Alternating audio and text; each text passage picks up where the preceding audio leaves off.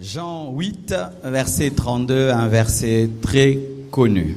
Mais nous allons quand même le relire. Amen.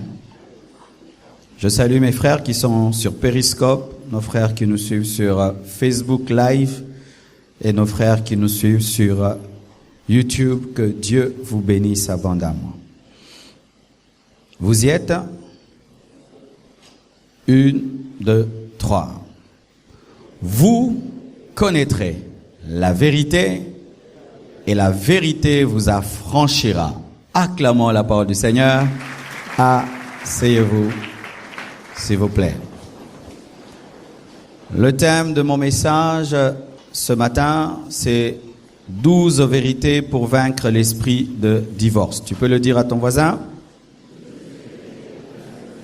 À celui de droite? À celui de gauche? À celui de derrière? À celui de devant? Surtout à celui qui te boude? Acclamons Jésus.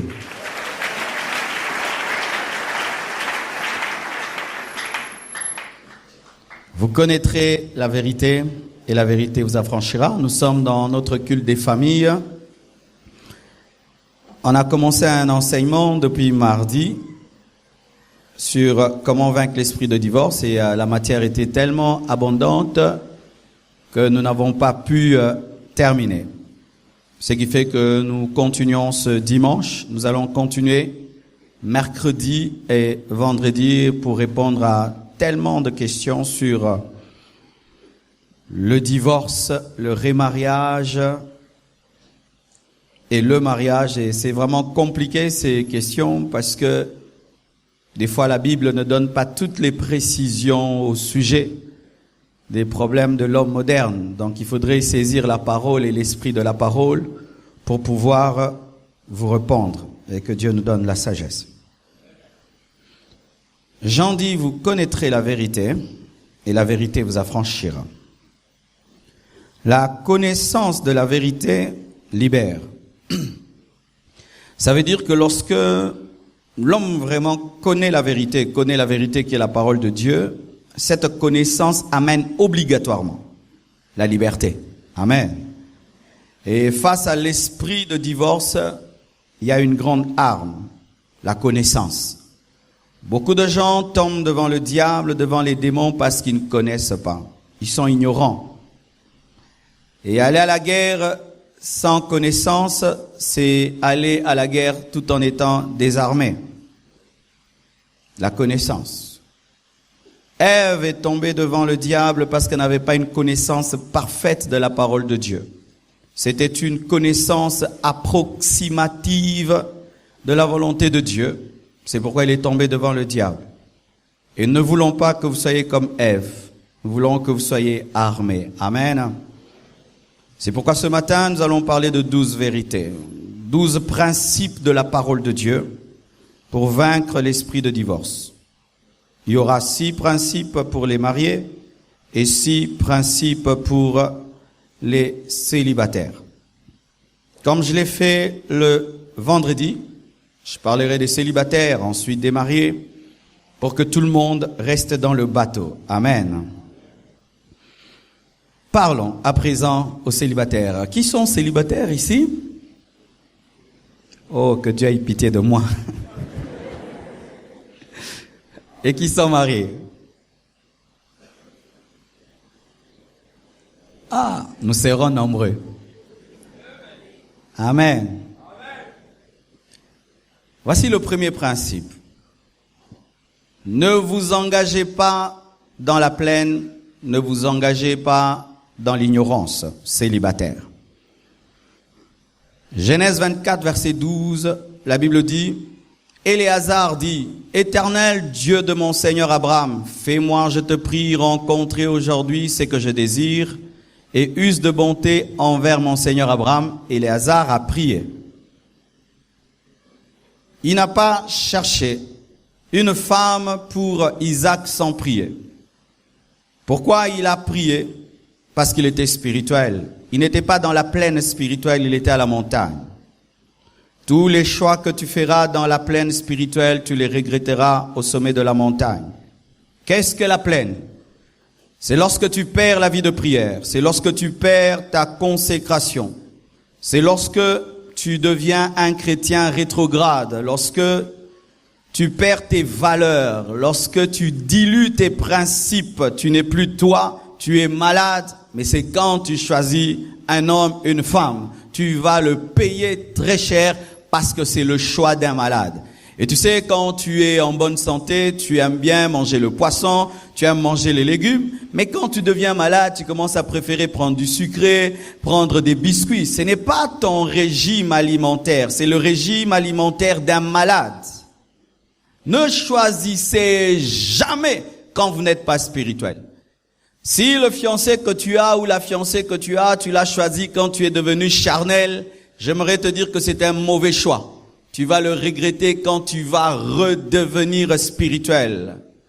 Rebecca a été choisie par un homme spirituel qui pouvait prier spirituellement et prier avec la foi. La Bible dit, mon peuple, dans Osée 4, verset 6, mon peuple est détruit parce qu'il lui manque la connaissance. C'est vrai, la connaissance, l'ignorance de la parole de Dieu détruit. Même des fois l'ignorance de certains principes scientifiques et même l'ignorance au sujet de la personne que tu veux épouser. Tu veux épouser un homme, est-ce que tu le connais? Je ne parle pas de connaître sexuellement. Nous les chrétiens, nous n'avons pas de relations intimes avant le mariage. Mais connaître son caractère, connaître son passé, connaître ses projets, connaître qui il est, qui elle est. C'est pourquoi je vous décourage avec ce développement technologique, WhatsApp, Facebook, Instagram, Twitter et tout le reste, il y a des gens qui se marient sur Internet. Tu aimes une femme parce qu'elle est belle sur Internet. Faites attention à Photoshop. Photoshop enlève les boutons. Ça peut changer une Congolaise en une métisse américaine. Faites attention à Photoshop. Parce que tu vois sa photo, tu l'aimes. Mais tu l'as pas vu marcher. Il y a des gens qui sont beaux, mais quand ils marchent, ça énerve. Amen.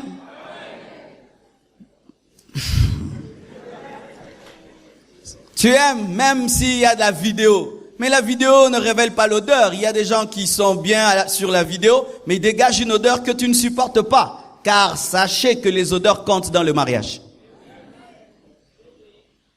Dans l'érotisme, les odeurs corporelles comptent.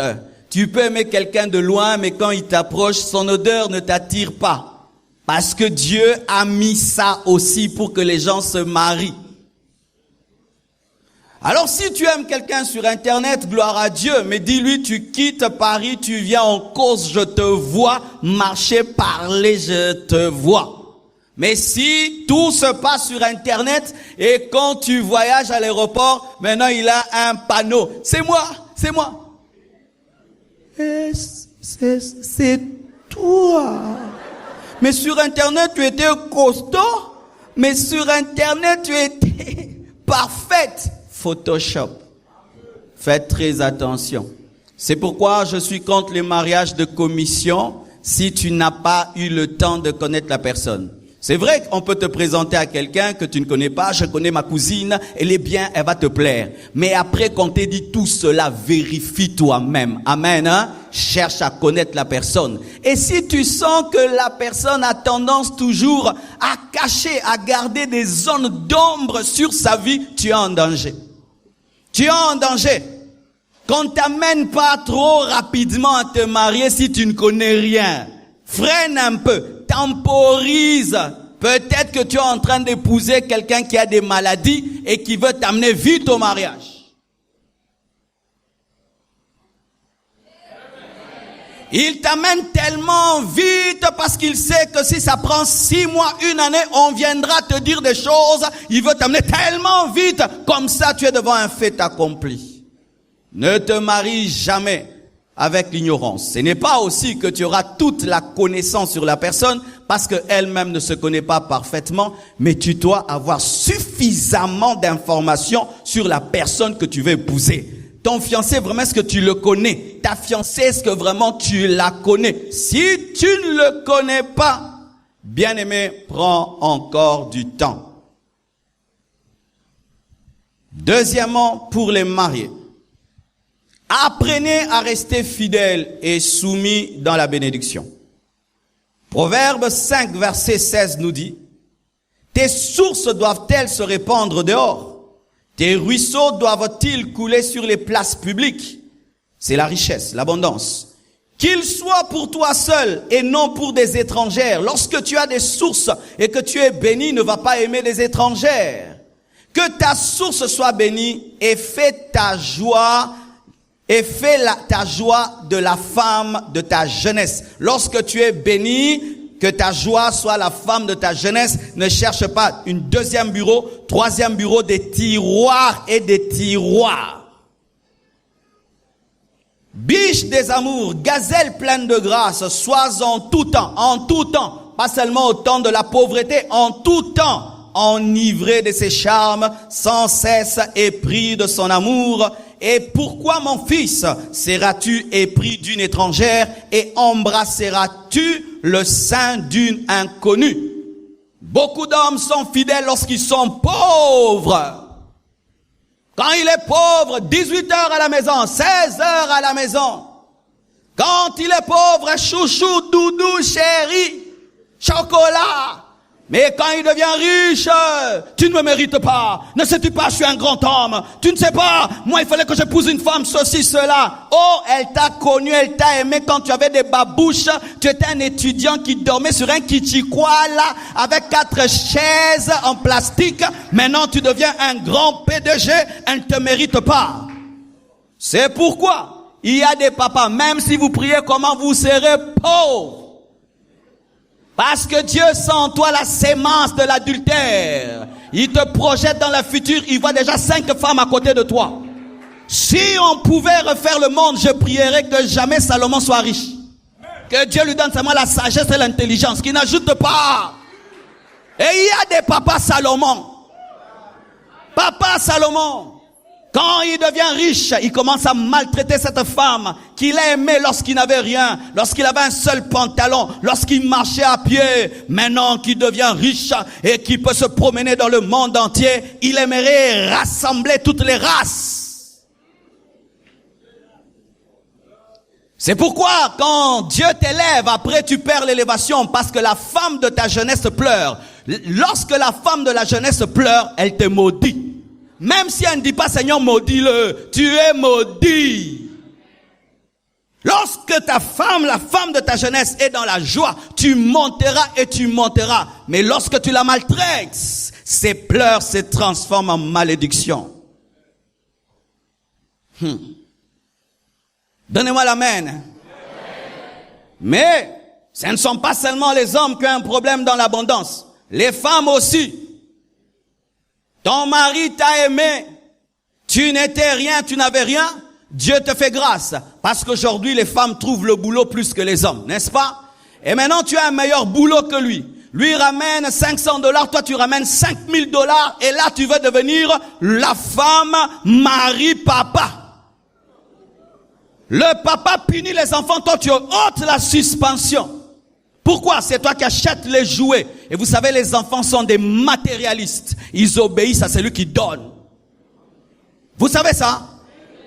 Papa, tu n'achètes rien dans la maison, c'est maman qui fait tout. Ils vont commencer à obéir à maman. C'est pourquoi une femme intelligente, lorsque c'est toi qui es plus riche et c'est toi qui achètes les choses, donne au papa pour qu'il achète aux enfants, afin que les enfants le respectent. Mais ne leur dis pas, c'est moi qui ai acheté ça, c'est moi qui achète ça. Tu es en train de créer une rébellion dans la famille. Et en Europe, il y a un problème. 2 couples, un couple quitte le Congo, va en Europe. L'homme responsable dit, je veux travailler. Et là-bas, quand tu as étudié ici, tu n'as pas souvent le travail selon ton niveau d'études. Mais tu te bats, tu acceptes des petits cailloux, des petits boulots pour que ta femme étudie. Et elle étudie 5 années. Toi, tu acceptes d'être un gardien, quelque part, de laver des cadavres et des assiettes. Et elle, quand elle finit les études en langage, on lui donne un meilleur travail. Et là, elle veut maintenant dominer sur son mari.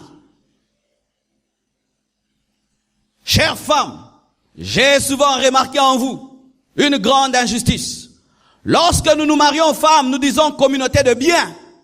Quand ce sont nos biens? Si l'homme est riche, communauté de biens. Mais si la femme est riche, séparation des biens. Si nous avons partagé mon argent, quand j'étais pauvre, nous allons partager ton argent quand tu vas travailler. Oh, donnez-moi la main les papas.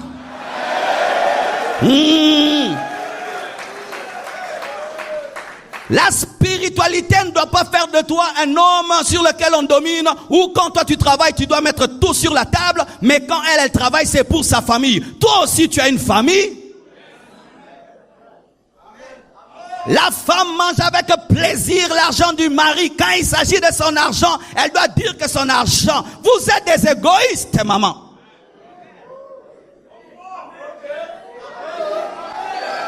Donnez-moi la main.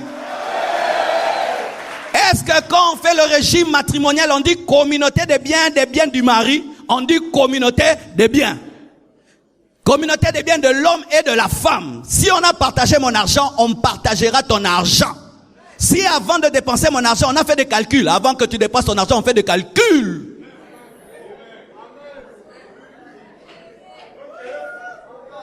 Vous n'êtes pas contente, mais c'est la vérité. La richesse sépare beaucoup de couples. C'est pourquoi beaucoup de couples prient, demandant la bénédiction. Dieu dit, vous devez rester pauvres. Comme ça, vous n'aurez pas le temps de vous chamailler pour l'argent. Vous vous regarderez les yeux dans les yeux après avoir bu du thé. Troisièmement, pour les célibataires, mariez-vous en tenant toujours compte du futur, parce que la vie ne s'arrête pas dans le passé ni dans le présent, mais elle continue, et projetez toujours dans le futur l'homme de votre vie et la femme de votre vie pour voir s'il va coller au futur. Dans le futur, il y a un développement social, spirituel, physique. La carrière va se développer. Cet homme que tu veux épouser, cette femme que tu veux épouser, est-ce que quand tu le projettes ou la projettes dans le futur, tu sens qu'elle est assimilable à ce que tu seras? Dieu, lorsqu'il parle à Israël, avec qui il a fait une alliance, il ne parle jamais de la génération, il ne parle pas seulement de la génération présente, il parle aussi de la génération future. C'est pourquoi Dieu voulait que sa loi soit toujours écrite, pour que les non-créés qui seront créés puissent la lire aussi. Voici. Tu es fiancé à un homme et tu n'es qu'en graduat. Il est déjà jaloux du fait que tu es en graduat. Maintenant, quand tu auras la licence, il sera archi jaloux. Boyaye! Mon frère, tu n'as qu'une moto. Ta femme est orgueilleuse d'avoir un fiancé en moto. Maintenant, quand tu auras une Jeep, tu lui donnes seulement $100. Elle va le dire partout. On m'a donné $100.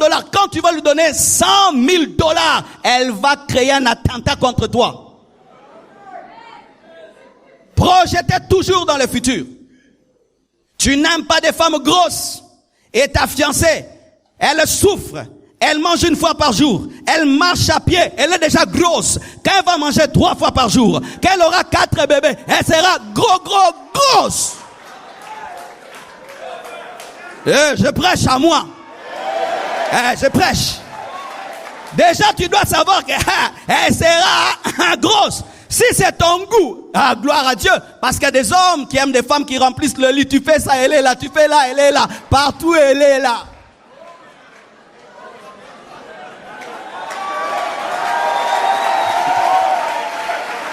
Oui, il y en a qui aiment ça. Partout, ils la retrouvent. Ils n'aiment pas les minces parce que... T'es où? Je suis là. Où? Le futur. Et là, par rapport au futur, j'aimerais dire ceci aux sœurs. Ne mettez pas l'hydroquinone. Ne mettez pas l'hydroquinone. Quand tu mets de l'hydroquinone, si l'homme est intelligent, il te projette dans le futur, il voit des tampons verts, tampons bleus, lorsque tu auras 50 ans. Ma sœur, l'hydroquinone te rend jolie aujourd'hui, mais demain, l'hydroquinone va te donner des tampons. Si tu es noir, reste noir. Si tu es clair, reste clair. Aime-toi comme Dieu t'a créé. N'ajoutez pas. Qui vous a dit que les femmes belles, c'est seulement les femmes claires?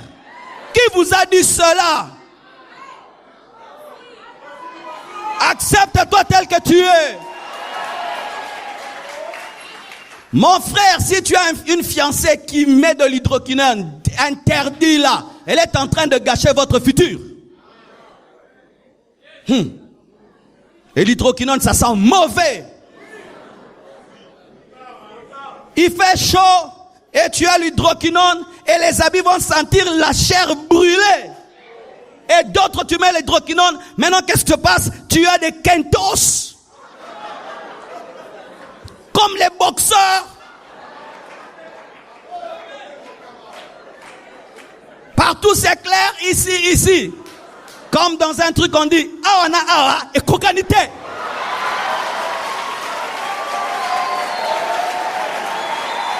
Oh, où est-ce qu'il connaît ça? Je suis sur la terre, je suis un Quinois. Tu deviens une auto-blendée. Et ce qui est pire, un homme qui met l'hydroquinone, un homme qui met l'hydroquinone. Tu es un frère mamie.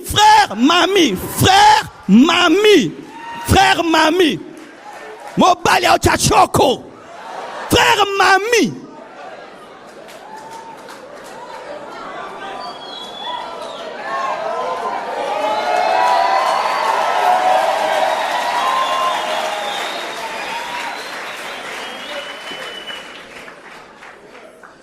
Alléluia. Lorsque tu épouses quelqu'un, tu dois connaître où tu vas. Et tu sais, je serai un grand homme, je dois chercher une femme qui a la grandeur. Sinon, dans la grandeur, il y aura un problème de compatibilité.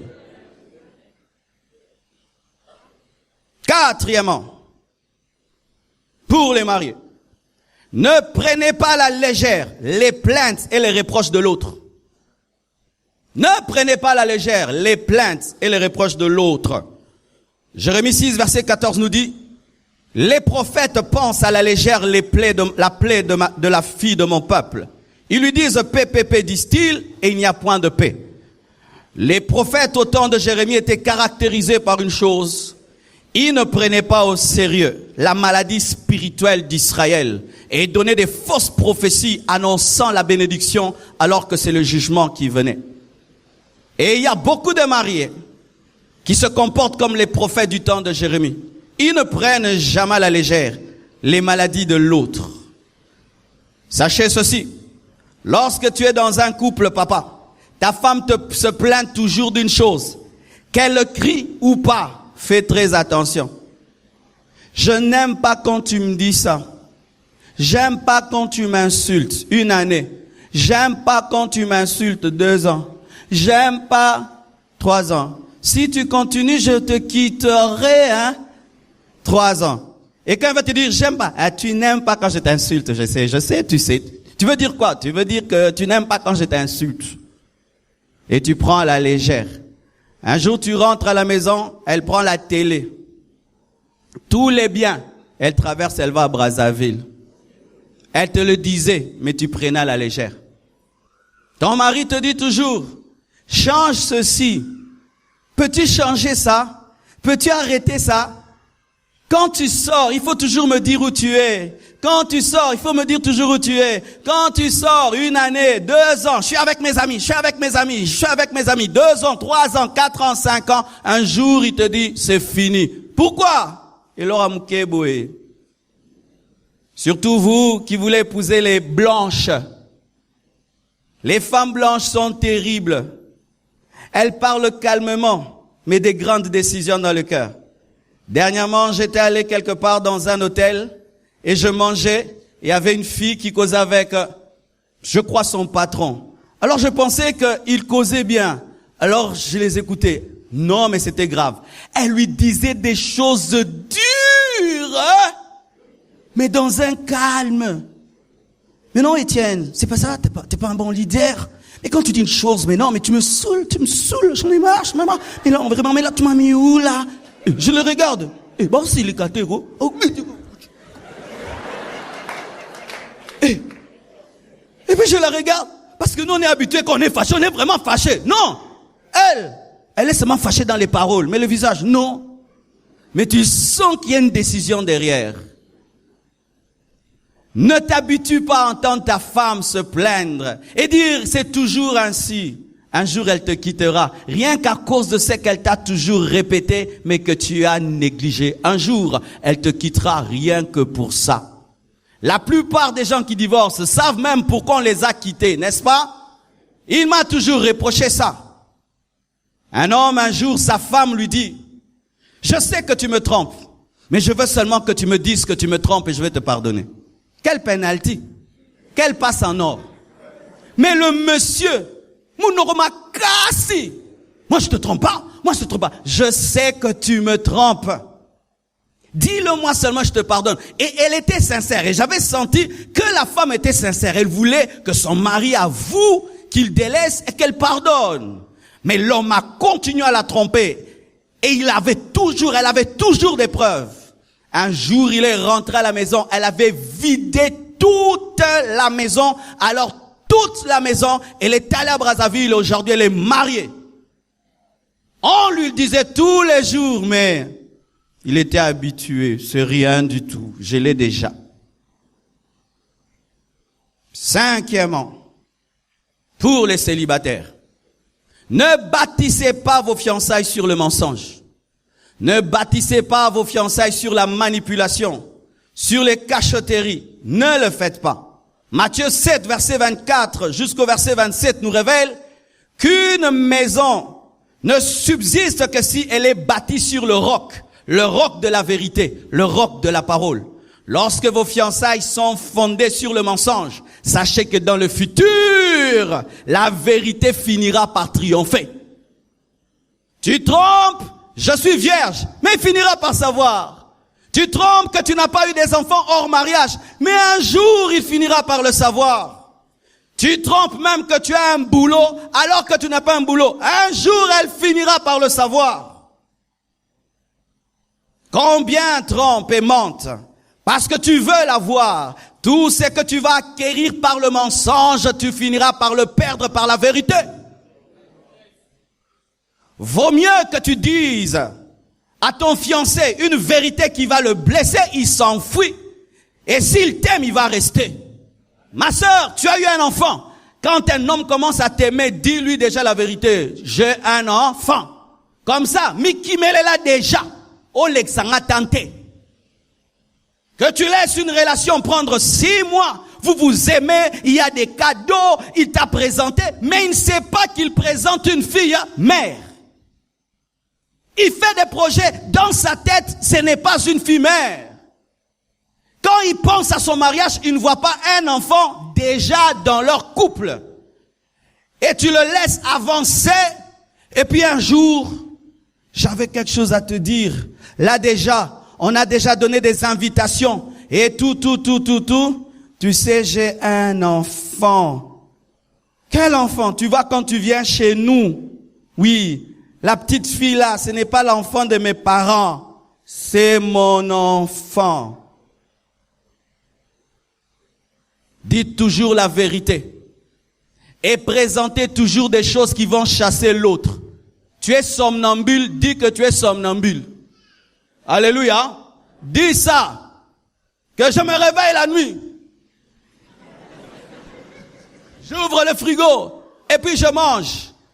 Là, il sait que tu n'es pas sorcier, mais tu as une maladie et il va commencer à veiller sur toi. Quand tu te réveilles, il t'accompagne aussi. Alléluia. Je ronfle comme un moteur. Dis-lui la vérité. Que tu as le dos rempli de loto. Dis-lui. cela, tout ce qui peut le vexer, tout ce qui peut la vexer en découvrant, qui peut le pousser à dire pourquoi tu m'avais pas dit, il faut le dire avant. Mais souvent nous cachons et nous cachons et nous cachons et la personne est devant un fait accompli. Toi-même dans ton cœur tu dis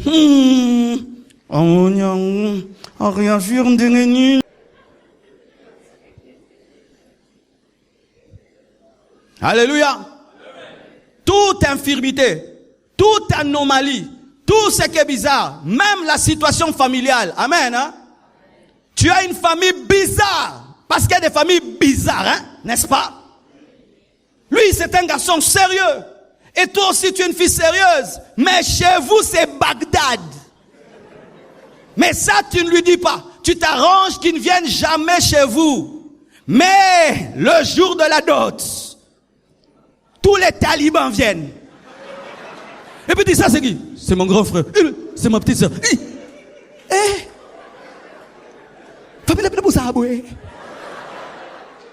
Mais pourquoi tu m'as pas dit?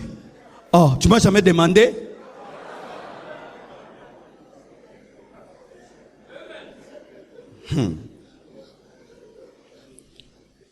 Sixièmement, les mariés, évitez de tomber dans la monotonie.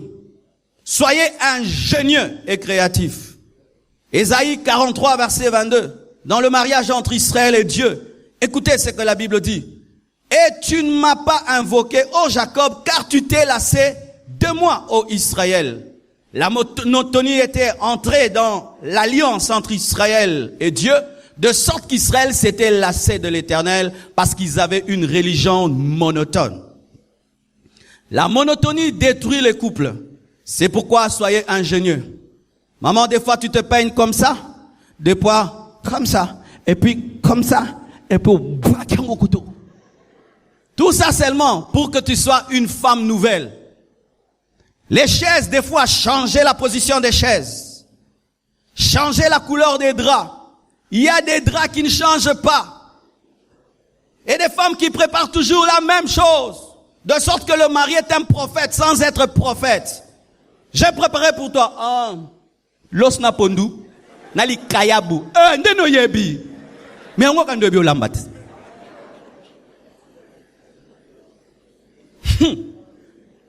Toujours un gros foufou. Pondu. L'opélé. Je sais ce que je dis. Et puis, un gros verre d'eau. Boum. Et puis elle part. Tu ne peux pas faire une entrée. Tu ne peux pas mettre des desserts. Tu ne peux pas mettre un peu de fruits. Tu ne peux pas mettre des petites choses. De sorte que ton mari un jour peut aller dans une fête. Il mange même les décorations qu'on met autour de l'assiette. Il pense que c'est la salade parce qu'il n'est pas habitué. Et puis il a mal au ventre. Il dit qu'on l'a empoisonné alors qu'il a mangé des décorations.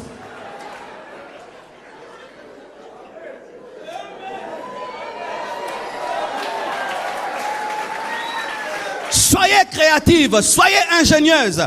Même dans la sexualité, il y a des couples qui sont tellement monotones qu'ils doivent faire tout ça dans les ténèbres parce qu'il n'y a rien de nouveau. Faites ça dans la nuit parce que c'est toujours pareil. Rien ne change. Et là, je ne peux pas aller en profondeur, mais j'aimerais vous dire que c'est des enseignements des fois qu'on donne dans les églises, que non, il faut toujours d'une manière, parce qu'on prie beaucoup. Et qui ont dit ça, ce sont des prêtres qui ne sont même pas mariés.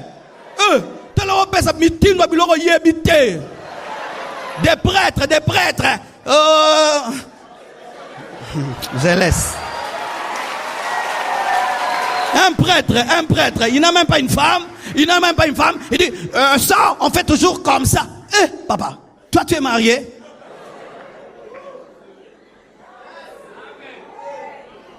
Alléluia. La monotonie dans le couple. C'est pourquoi devenez toujours une nouvelle personne. Un jour, papa, tu frimes à la maison, à l'occasion de rien. Alléluia. Ça fait seulement nouveau. Un matin, tu fais jeune. Même si tu as déjà 50 ans, tu portes un jean, des catch. Qu'est-ce qu'il y a? Non, nouveauté. Ah oui, ça fait plaisir. Alléluia. Ton mari revient toujours, tu l'attends au salon, mais ce jour-là, c'est toi qui ouvres la porte. Ah, ça fait toujours bien. Faites des nouvelles choses. Sinon, vous allez vous lasser l'un de l'autre. Qu'est-ce qui fait des fois que des hommes âgés puissent aimer des jeunes filles? Ce n'est pas toujours à cause de la beauté, c'est seulement à cause de la nouveauté. Tu vois, la jeune fille, elle a tout le temps des surprises. Tout le temps des surprises. Un jour, elle fait le bonbon, un jour, le shawarma, un jour, elle veut aller regarder un match. Donc,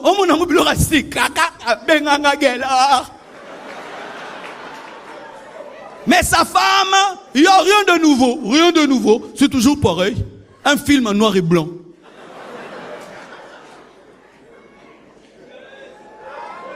Qui aime les films des Français? Toi, tu aimes? Moi, vraiment, non. C'est ennuyeux.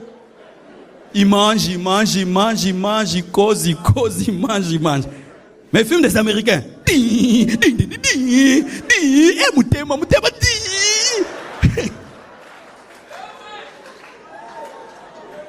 Soyez ingénieux, soyez créatifs, innovez, quittez la monotonie, ça va détruire vos mariages. Septièmement, les célibataires, ne prenez pas à la légère les avertissements de Dieu. Amen. Hein? Ne prenez pas à la légère les avertissements de Dieu. La Bible dit dans Job 33, verset 14, Dieu parle cependant tantôt d'une manière, tantôt d'une autre, et l'on n'y prend point garde. Dieu peut te parler par une vision, par un songe. Il peut te parler par des amis. Il peut te parler par tes parents. Il peut te parler par tes encadreurs spirituels. Il peut même te parler par des signes et des circonstances. Le jour que tu décides d'aller la visiter, un éclair frappe un arbre qui tombe devant la voiture. Oh, bien-aimé. Alléluia. Tu décides d'aller la visiter, du coup on repasse ton pantalon, on brûle le pantalon. Ah. Il faut se prier. Je ne dis pas que ce n'est pas elle, mais quand même, tu ne dois pas prendre cela à la légère.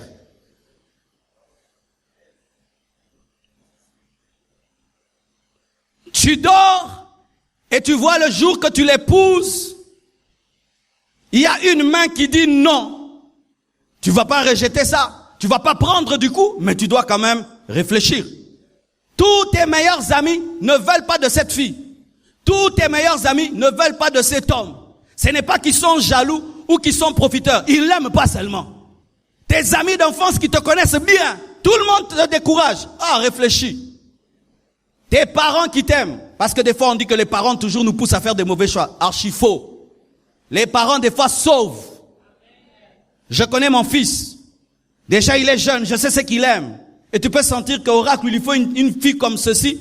Et puis il va épouser l'opposé de ce qu'il est. Je vais lui dire, non petit, tu t'es trompé. Là c'est le coup de foudre. Il va pas dire, non papa, non, il doit prendre en considération ce que je dis parce que je suis plus sage que lui. Ta famille est contre. Même tes encadreurs de l'église s'opposent. Ton pasteur dit, fais attention. Mais toi, malgré tout, tu continues. Souvent les amoureux deviennent tellement sourds. Ils n'ont que des yeux, plus d'oreilles. Non, bah les coco, attends, bon Dieu, non, bah les coco.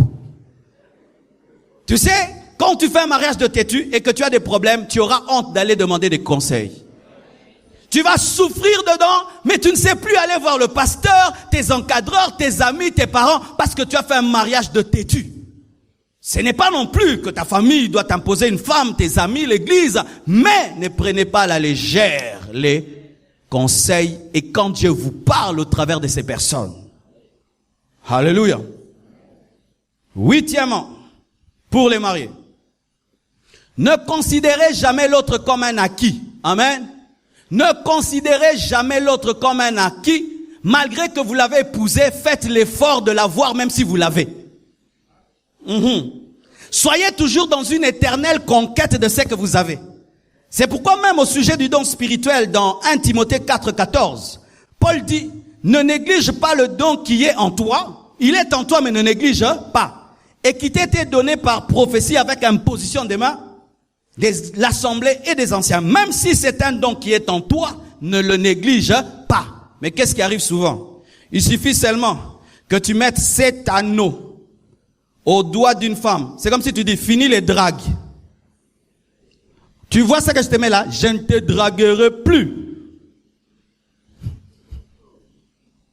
C'est comme si quand les femmes mettent l'anneau au doigt de leur mari, elles veulent dire, je ne te séduirai plus.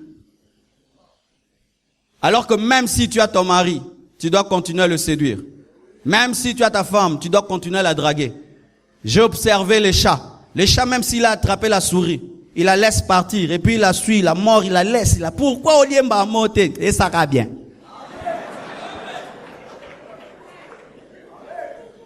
Ça fait plaisir. Tu as déjà épousé une femme, mais elle fait comme si tu ne l'as pas encore épousée. Ça fait bien. Ça réveille. Un homme t'a déjà épousé, mais il te drague comme si tu n'as pas dit oui. Ah, les femmes aiment ça. Mais quand ta femme te réclame de romantisme, oh, mais toi,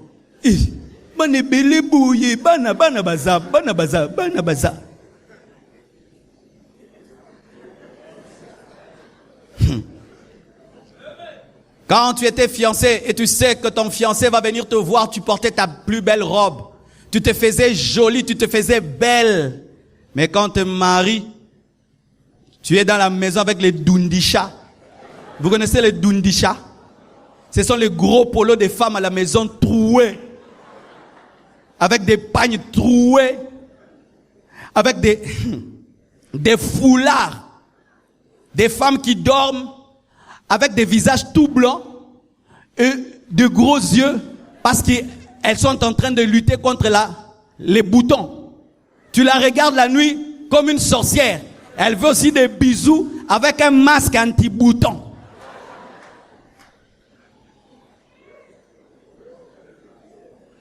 Chère maman, ayez 3 sortes de vêtements. Des vêtements pour travailler. Et quand tu finis de travailler, tu enlèves ça. Tu portes des beaux vêtements qui ne coûtent pas très cher, mais pour que tu sois jolie à la maison. Et des vêtements très très chers pour sortir. Car souvent les femmes, elles n'ont que des vêtements très très chers pour sortir, de sorte qu'elles évitent de les porter à la maison de peur de les abîmer. Mais qu'est-ce qui arrive? L'homme passe sa journée avec une femme toute sale, sans onction. Ses cheveux, elle les fait quand elle sort. Quand elle ne sort pas, c'est brou comme une folle. Mais elle veut des bisous. Des grosses babouches. Tu viens la chercher chez elle à la maison, tu la confonds aux travailleurs.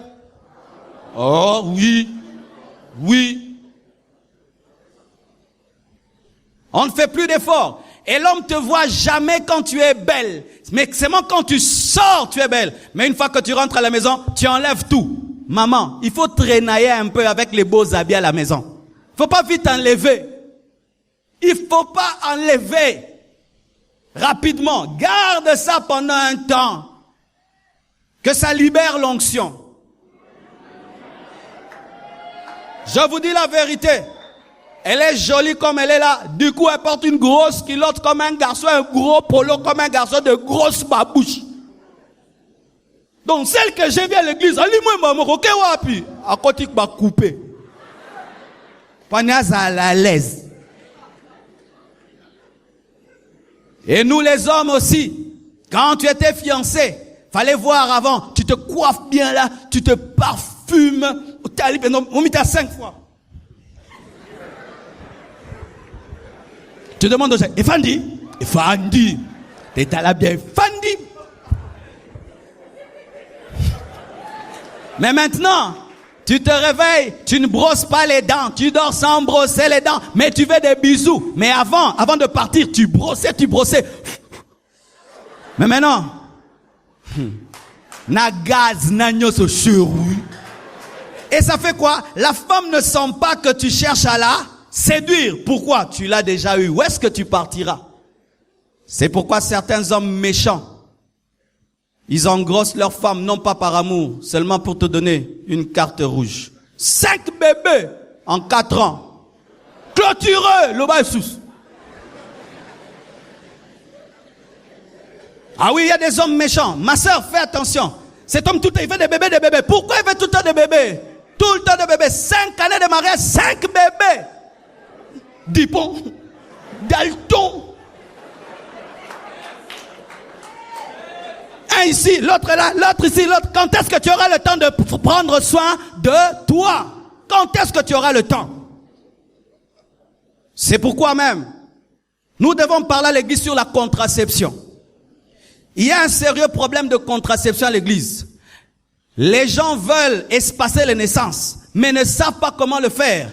Parce que, toujours des gens, sans intention de se marier, les prêtres, ont dit des choses. Ils n'ont même pas des enfants. Mais ils disent, il ne faut pas utiliser de préservatif. Toi, tu as une femme. Tu sais ce que ça fait d'avoir une femme qui a 9 mois de grossesse et puis qui a encore. Mais toi, tu dis seulement, pas ça.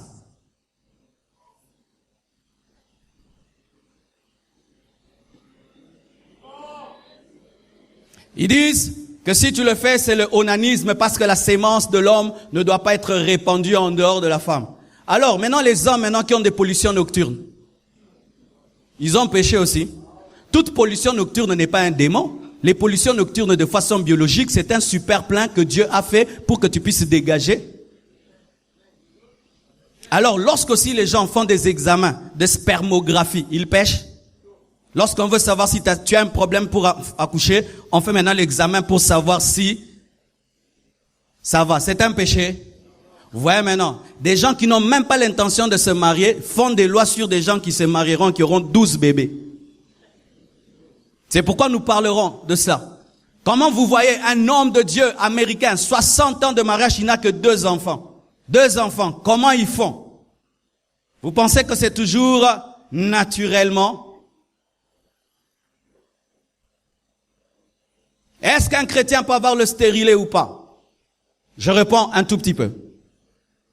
Il y a plusieurs sortes de stérilés. Mais il y a un mauvais stérilet. C'est le stérilet qui permet à ce que l'œuf soit formé et qui tue l'œuf. Là, ce sont des micro-avortements. Amen. Lorsque tu veux appliquer la contraception, tu dois veiller à une chose. La contraception qui empêche à ce qui est fécondation est bonne. Mais la contraception qui permet la fécondation, mais qui vient maintenant tuer l'œuf, là, ce sont des avortements. Mais toute contraception ne permet pas la fécondation. Mais on dit, il ne faut pas de contraception. Pourquoi? Dieu a dit remplissez la terre. Même Dieu qui a dit remplissez la terre n'a qu'un seul fils. Tous nous sommes des enfants adoptifs.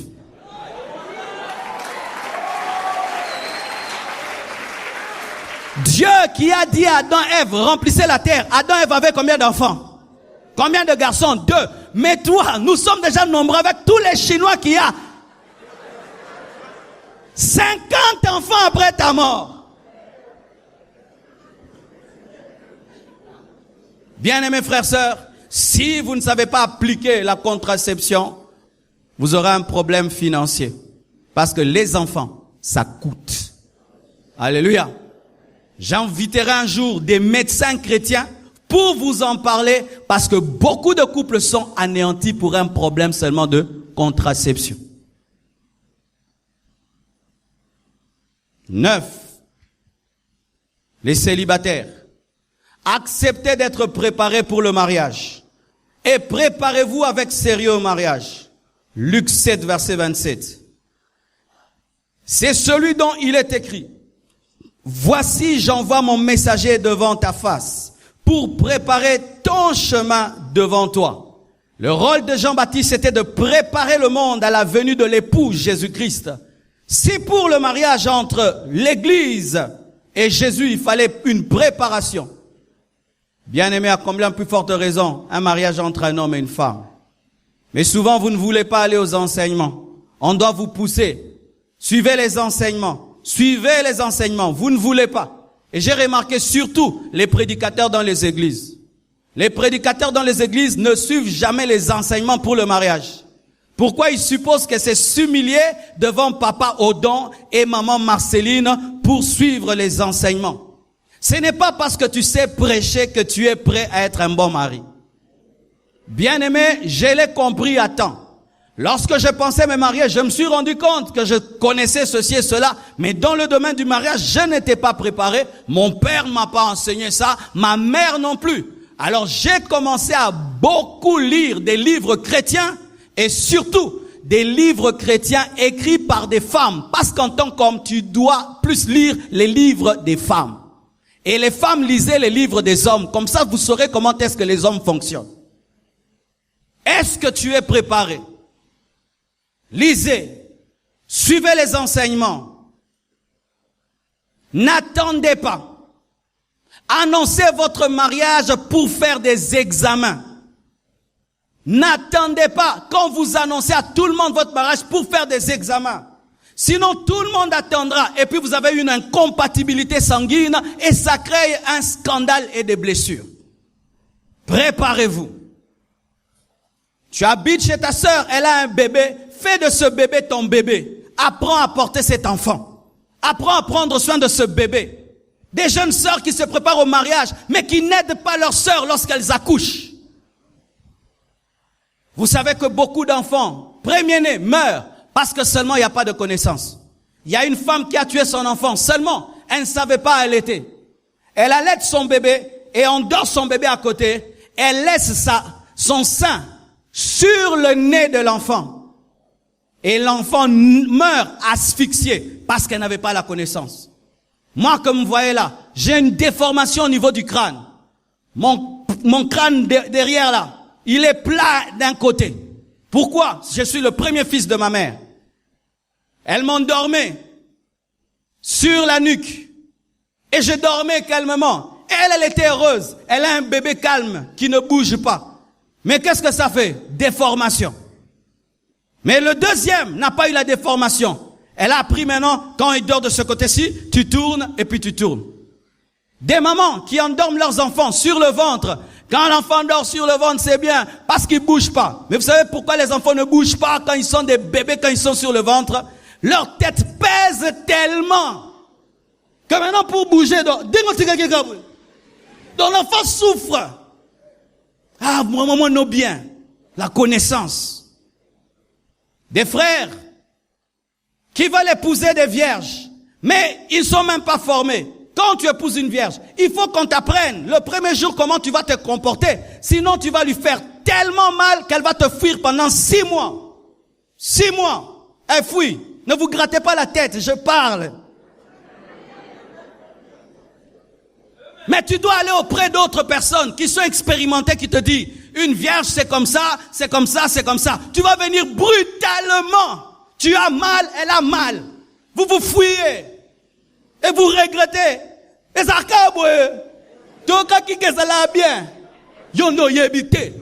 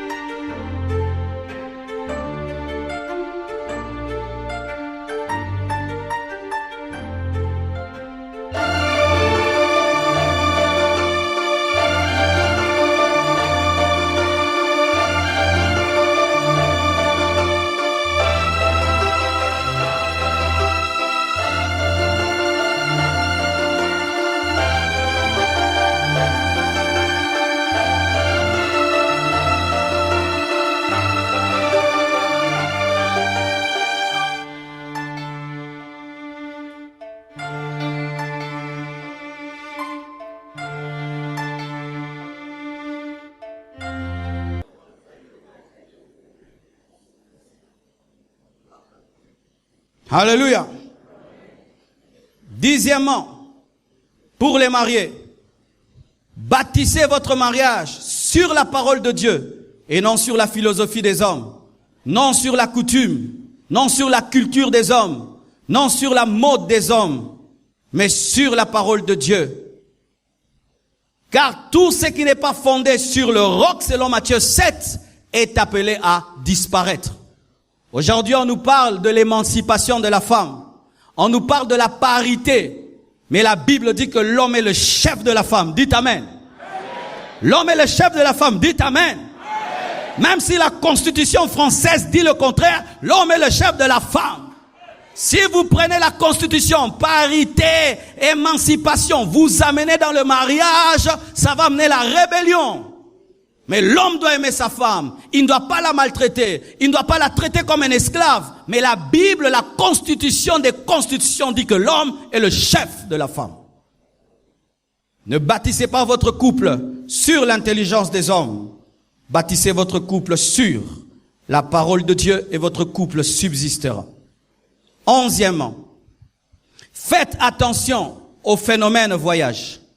Aujourd'hui, on remarque, lorsque quelqu'un devient béni, riche, qu'est-ce qu'il fait? Il envoie sa femme, ses enfants en Europe et lui reste à Kinshasa. Et il est fier. Où sont tes enfants? Ah, ils sont en Europe. C'est bien, les enfants peuvent aller en Europe étudier. Et où est leur maman? Leur maman est avec eux afin de les surveiller. Les études ne doivent jamais détruire le couple. Ils doivent revenir étudier à côté de toi. Si les enfants veulent étudier, alors qu'ils soient dans un internat. Mais c'est pas que maman aussi va étudier avec les enfants qui étudient sans étudier. Et d'autres, ce sont des divorces masqués. Surtout, nous les serviteurs de Dieu. L'église grandit. Et vous ne vous aimez plus. Tu commences à tromper ta femme. Et elle ne t'aime plus. Vous vous entendez dans la chambre. Tu dis, c'est fini nous deux. Oui, je suis d'accord, c'est fini. Mais on le dit à personne, sinon ça va détruire l'église. Alors tu voyages avec les enfants. Je prendrai soin de vous. Tu t'occupes pas de ma vie, moi aussi je m'occupe pas de la sienne. Et je viendrai visiter les enfants. Et il est là en train de vous prêcher, mais c'est un divorcé.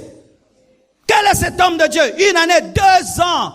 Ta femme est en Europe, tu ne vas jamais là-bas, et puis tu dis que tu es marié, il est là pour les enfants. Le jour que vous m'entendrez dire ça, suivez-moi au bureau, Satan est entré dans ma vie. Ils pourront aller étudier en Europe, au Canada, mais Blanche sera toujours là. Je peux voyager 1 semaine, 2 semaines seul, mais quand ça devient 1 mois, 2 mois, elle doit me suivre. Ce sont les faibles qui gagnent. Les faibles gagnent. Quand tu es costaud, tu tomberas. Parce que la nature a horreur du vide. Lorsque tu laisses un vide, quelqu'un remplacera. Je ne veux pas dans cette église des papas quand ils deviennent riches, ils commencent maintenant à envoyer la femme et les enfants en Europe et ils se flattent de cela. Mes enfants sont en Europe et ma femme. Tu n'es pas sage dans le combat. Tu n'es pas sage. Toutes les filles savent que cet homme béni, cet homme riche, il vit seul dans sa maison et sa femme et ses enfants sont en Europe. Il y va après 3 mois, 6 mois. Une femme intelligente et qui a l'esprit du diable peut savoir quel problème tu as. Et des femmes qui aiment tellement l'Europe, qui aiment tellement le confort, qui acceptent de laisser leur mari au Congo. Elle aime tellement l'Europe, plus que le mariage, elle accepte. On te convainc. Je peux pas arriver à la convaincre. Je peux te convaincre. Oh non, tu vois, pour Oracle Choukrani, vous voyez, aller au Canada. Moi, je viendrai après 6 mois. Elle va jamais croire, elle va jamais accepter. C'est souvent un signe que tu n'aimes plus ton mari. Parce que quand tu aimes ton mari, tu n'arrives même pas à faire 2 jours sans lui. Comment tu feras 6 mois, 3 mois? Yopo bae. Que personne ne sépare ce que Dieu a uni, même le voyage, même la carrière, ni les études. Et je termine. Ne soyez jamais jaloux du succès de votre mari. Ne soyez jamais jaloux du succès de votre fiancé. La Bible nous dit que lorsque Caïn a vu qu'Abel était exaucé, accepté, préféré, Caïn a tué Abel. Et dans les couples, des fois, il y a de la jalousie. Ta femme est riche, intelligente, plus connue que toi. Lorsqu'on frappe à la porte, on ne te cherche pas. C'est elle qu'on cherche toujours. Et il y a des hommes qui sont jaloux de cela. Quand tu veux épouser une femme qui a un ministère, sache qu'elle sera au devant. Elle sera plus connue que toi. Tu veux épouser une femme qui chante et qui est célèbre, sache qu'elle sera plus connue que toi. Et tu dois accepter qu'on l'aime plus que toi. Mais si tu n'y arrives pas, ça va créer la jalousie. Les païens, des fois, nous enseignent. Tu vois une star de la musique, elle est une femme, elle est connue. Son mari est dans le secret, seulement pour travailler à ce qu'il soit connu, elle soit connue. La première fois que j'ai vu le mari de la sœur Dena, on se rencontrait, je crois, il y a longtemps dans une veillée, j'avais pas retenu son visage. Et une fois quand je suis allé à Goma, on s'est retrouvés dans un hôtel et je l'ai salué. Et je connaissais son visage, mais je ne savais pas que c'était lui, le mari de Dena. Et puis, il s'est présenté 2 fois. Il dit, je suis tel, le mari de Dena. Je l'ai encore salué 2 fois. Le mari de Dena. Je l'ai vraiment salué. Là, c'était Mbote Skwa Mwasinao.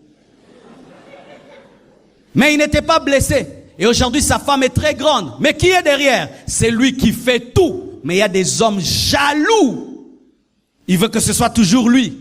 Bien aimé, tu peux épouser une femme, elle t'efface tellement. C'est pourquoi moi j'aime beaucoup l'intelligence de Papa Olangi. Alléluia.